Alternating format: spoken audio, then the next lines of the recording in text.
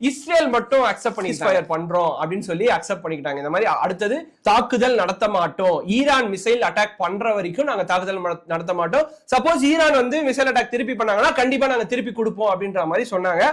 But home ministry of Iran அவர் என்ன சொல்றாருன்னா, அப்பாஸ் அவர் என்ன சொல்றாருன்னா, எந்த ஒரு அக்ரிமெண்ட்டும் அந்த மாதிரி இன்னும் போடப்படல, ஜஸ்ட் வந்து வாய் வார்த்தைகளா தான் இருக்கு.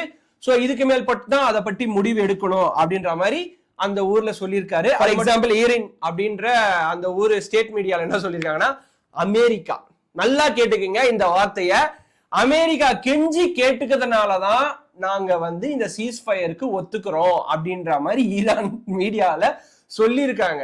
சோ அமெரிக்கா ட்ரம்ப் வந்து சொன்னது எந்த அளவுக்குன்னா, நான் 2 நாடையும் பேசிட்டேன் அப்படின்னு சொன்னது, ஈரான் கிட்ட கெஞ்சிருக்காரா இல்ல இஸ்ரேல் கிட்ட கெஞ்சிருக்காருன்றதெல்லாம் நமக்கு தெரியாது. பட் ஏதோ பேசியிருக்காரு.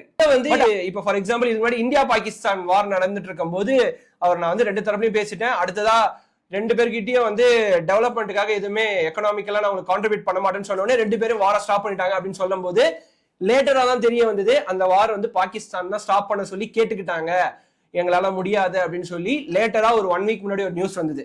சோ இந்த மாதிரி இந்த பர்டிகுலர் வார பத்தி இன்னொரு 1 வீக் கழிச்சு இன்னும் நிறைய நியூஸ் வரதுக்கான சான்சஸ் இருக்கு.